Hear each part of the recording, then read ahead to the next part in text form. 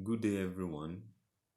I welcome you all to today's class on Lecture Series 1 Introduction to ICANN Case Study. And the first thing we'll be looking at is introduction and meaning of a case. So, what is a case? Listen, God forbid ICANN will ever ask you what is a case or what is case study.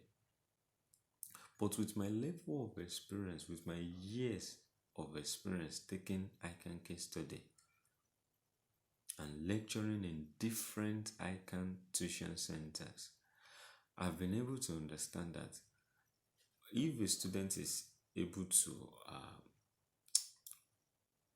get the idea or understand the idea behind the subject, then there is this 80 to 90% chance of passing case study. So today, let's quickly look at what a case is. A case is basically a scenario that gives students the opportunity to identify problems, apply theory, and recommend a course of action in a given situation. The case may be real or fictional, but will usually represent a complex situation with no ready solution. Now, as accounting or management student, you will agree with me that most of the courses you take right from your undergraduate days are basically theoretical in nature.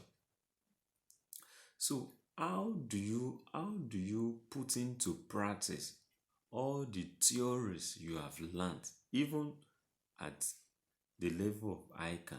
How do you put into practice these theories? Now, this is one of the reasons why ICANN developed, or why